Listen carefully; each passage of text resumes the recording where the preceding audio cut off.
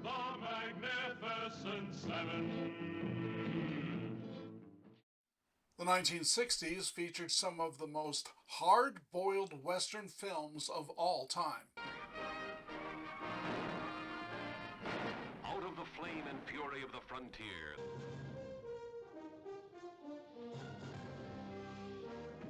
already acclaimed and applauded the world over.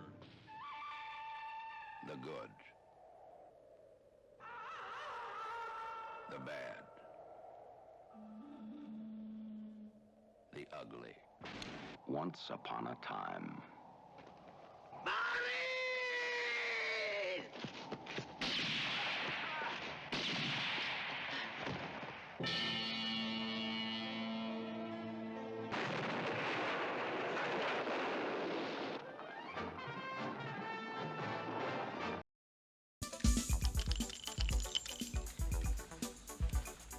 You know what I keep thinking about?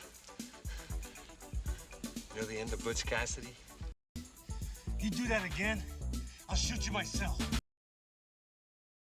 And then you have 1969's Butch Cassidy and the Sundance Kid, which may seem like an end cap to the 1960s decade of Westerns.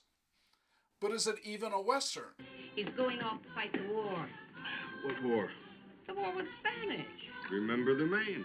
This reminds us that much of the story takes place during the Spanish-American War. The Spanish-American War was a relatively short conflict that took place from April to December 1898. 1898? Does that year even include the Wild West period? Consider that in 1898 there were no more wild Indians. Telephones were replacing telegraphs and electric lights were becoming commonplace. Even automobiles existed. It's fair to say that the Old West wasn't dead at this point, but it was on life support. As people moved out west in greater and greater numbers, many via the Transcontinental Railroad, isolated little mining towns were abandoned as cities were being constructed out west, and that's where the work was. This was a period when many conventions of modern times started becoming the norm. People working in factories instead of farms, the work week, paved roads, women's rights, workers' rights. People's attitudes were changing and open lawlessness was becoming less tolerated. It is interesting that the 1969 film The Wild Bunch took place in 1913 and is considered a Western. However, that film contains the typical settings, themes, and dialogues one would expect of a Western. The Wild Bunch also is much more open about being aware the West was ending. Something else that existed in 1898 were motion pictures. As Butch Cassidy and the Sundance Kid opens, a glimpse of the prime days of the Hole in the Wall gang is shown as an old film. However, this 1969 movie is not about that time. The sepia tone at the beginning gives it an old-time quality.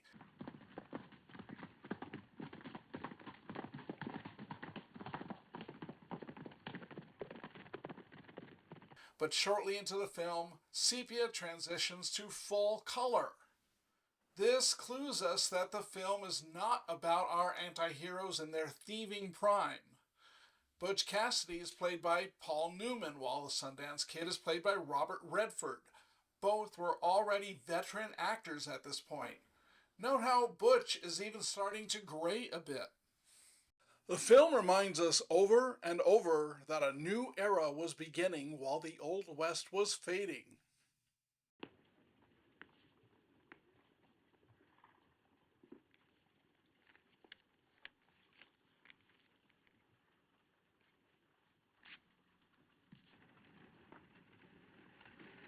What happened to the old bank? It was beautiful. People kept robbing it. Small price to pay for beauty. Butch, scoping out the bank, notices the alarm system. New technology. He even says the old bank.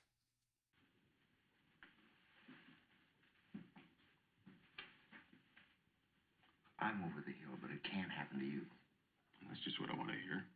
Every day you get older. Now, that's a law. Butch indicates awareness of no longer being in his youth. New order's been given. Well, I run things here, Harvey. Used to you did. The Hole in the Wall gang has changed leadership. That makes it our responsibility to get out there and get after them. Now, you're going to have to bring your own horses. How many of you can bring your own guns? The sheriff can't whip up a posse.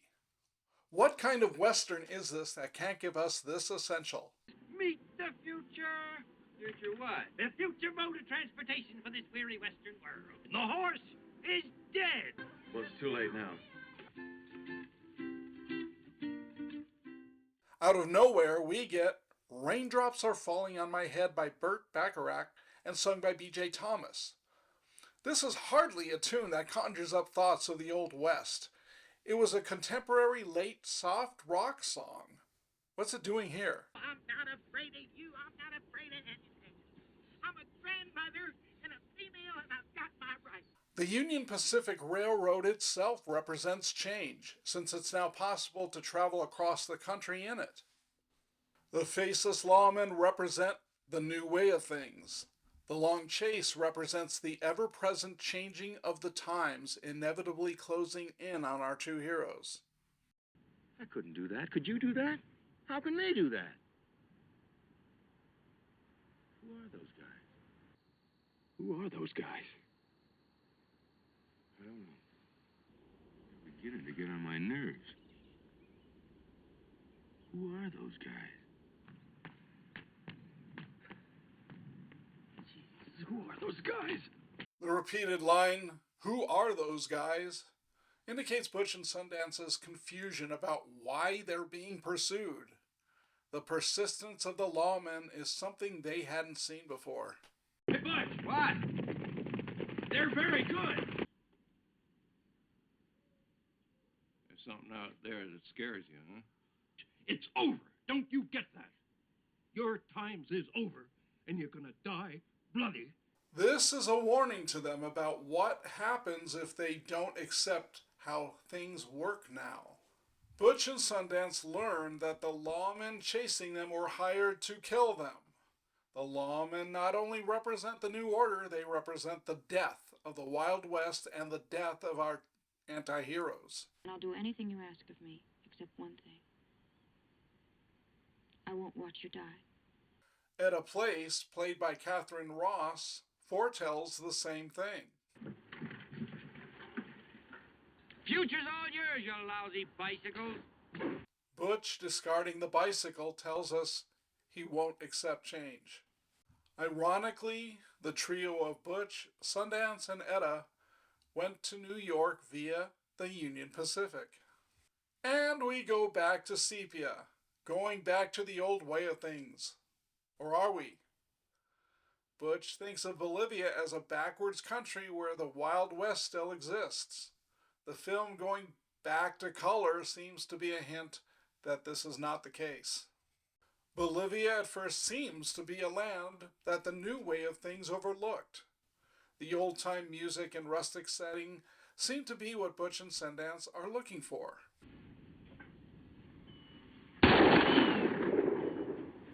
Sundance misses a straight shot, as he apparently can only hit something when he shoots from the hip. After all, he's an Old West gunfighter. Move. What the hell you mean move?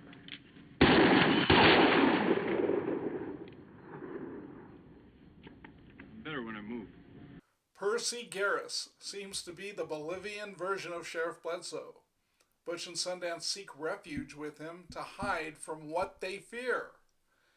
He tells them they have to get used to Bolivian ways, which is another way of telling them they have to change. But we know they won't. Hey.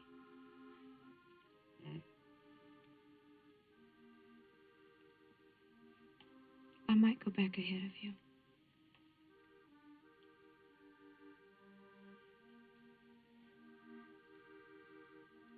You mean home? I was thinking of it.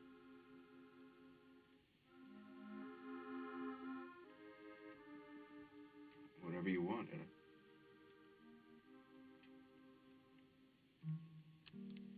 Maybe I'll go. Etta foretells again. A slight glisten in her eyes indicates she knows she will never see them again.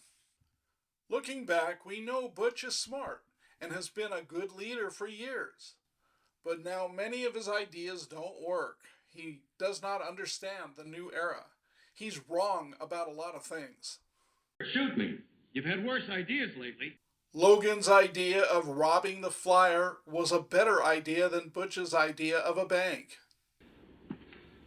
Well, that ought to do it. Too much dynamite.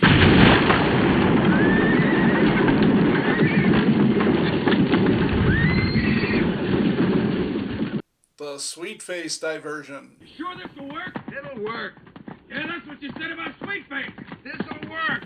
Splitting up, attempting to divide the lawmen. Damn it. Bolivia. Going to Bolivia.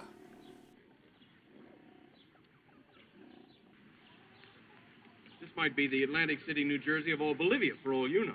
Look, I know a lot more about Bolivia than you know about Atlantic City, New Jersey. I can tell you that. Aha! You do, huh? I was born there. Getting jobs in Bolivia. Will you two beginners cut it out? Well, we're just trying to start an ambush, Mr. Garris. Moron. I've got morons on my team.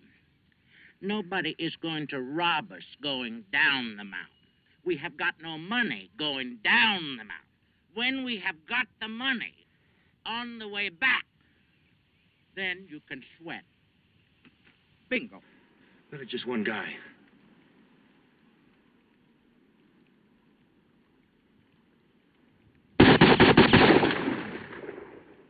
Don't you get sick of being right all the time? Hey, wait a minute. What? You didn't see LaForce out there, did you? LaForce? No. Oh, good. For a moment, I thought we were in trouble. Why am I always so damn smart? Finally, the sepia photo at the end shows us how we want to remember them. Final note, in getting away from the main theme here, this is an absolute favorite of mine with fantastic costuming and cinematography. This is the best buddy movie ever. The chemistry and charm of the two lead actors is off the charts here. The banter between them is as natural as it gets.